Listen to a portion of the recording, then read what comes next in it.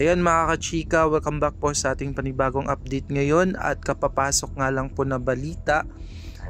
Idineklara po ng COMELEC itong si Benny Abante ng NUP bilang panalo po sa 6th District ng Manila.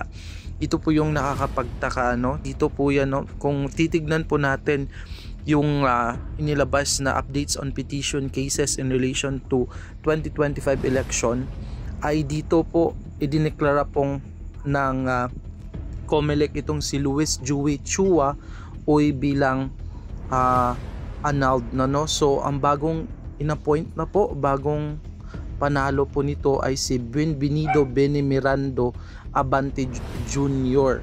So ng 6th District Manila. So ito yung nakakapagtaka mga kachika, no? Kasi marami yung nangyari ngayon, no? At pati yung sa Duterte Youth Party List ay hindi na din po, no, kinansila po yung ano nila, yung party system nila, kinansila po ng COMELEC. So dito, no, marami ang nagtaka, no, kung bakit ito ginawa sabay-sabay ngayon ng COMELEC, no? Kung makikita nyo, panalo na sana itong si Luis Joey Chua Uy ng 6th District ng Manila, pero ang lumalabas ngayon ay the respondent is considered a non-candidate and his COC is void. So hindi po siya nanalo. Ang diniklara po ng COMELEC ay si Benny Abante Jr. bilang panalo. So ito po yung nakakapagtaka talaga mga kachika, bakit ito nangyari ngayon, no?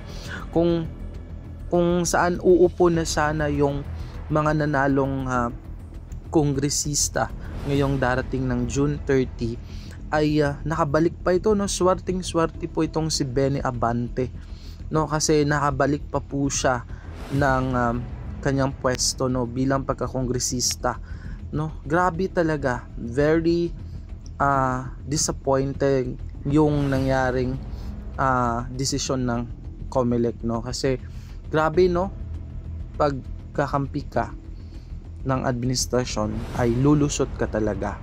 So abangan pa natin yung ibang update nito mga chika, dahil baka papasok din po yung mga membro din po, no, ng mga party list, yung Gabriela, yung party list ni Franz Castro, no, baka papasok yun sila. So abang-abang lang po tayo dyan.